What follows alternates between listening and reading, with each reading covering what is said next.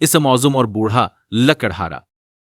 बयान किया जाता है कि एक दफा एक आदमी अपने शेख के पास गया और कहने लगा, ए शेख, मुझे इसम आज़म दे दें ताकि मेरे बिगड़े काम बन जाएं। शेख कहने लगे, इसम आज़म में तुझे कल दूंगा, आज तुम सैरो तफरीह करो और कल आकर मुझसे इसम आज़म ले जाना। वो आदमी बड़ा खुश हुआ और सैरो तफरीह करने लगा।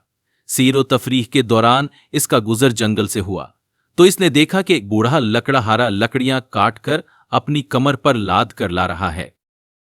उसके दिल में आया कि शायद मैं उसकी कोई मदद कर सकूं। इतने में क्या देखता है कि शहर के कोतवाल का वहां से गुजर हुआ। कोतवाल ने बूढ़े लकड़हारे से कहा, बाबा ये लकड़ियां हमारे घर पहुंचा दो। बाबा ने कहा, बरखुरदार में इसकी कीमत लूंगा। कोतवाल ने कहा, मैं एक कोतवाल हूं और कोतवाल पैसे नहीं दिया करता। बाबा ने कहा, बरखुरदार हम पैसे लेकर ही लकड़ियां देंगे। कोतवाल ने लकड़ियां इस बूढ़े लकड़हारे से छीन ली, उसको सजा दी और बाबा खामोश देखता रहा। वो आदमी ये सब देखता रहा और सोचता रहा कि कितने जालिम लोग हैं। वो अपने शेख के पास गया। शेख ने इससे कहा कि ए शख्स, तुमने क्या देखा? सुबह तुझे इसम आज़म भी देना है। वो शख्स कहने लगा, ए शेख, मैंने एक अजीब व गरीब वाकया देखा।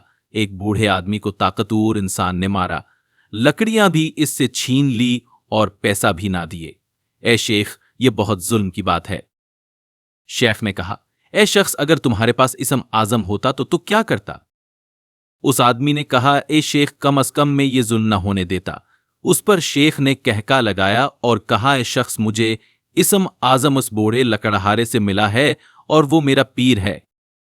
उस पर आदमी ने हैरान होकर कहा, तो वो बूढ़ा आपको इसम आज़म देता है और खुद इतनी मुश्किलात बर्दाश्त करता है, यहां तक कि उसने मार भी खा ली, मगर इसम आज़म इस्तेमाल नहीं किया। उस पर शेख ने कहा, ए शख्स, तुम्हारे पास अगर इसम आज़म हो तो तुम शाम से पहले इसम आज़म का चिराग गल कर दोगे।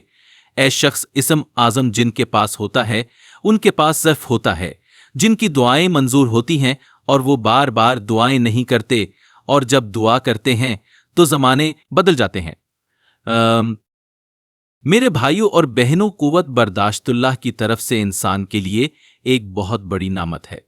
मेरे आका सल्लल्लाहु अलैहि वसल्लम पर ताइफ में पत्थर बरसाए गए, मगर आप सल्लल्लाहु अलैहि वसल्लम ने इन्हें को लिए कोई बद दुआ नहीं की, बल्कि फरमाया कि अल्लाह उनको हिदायत दे।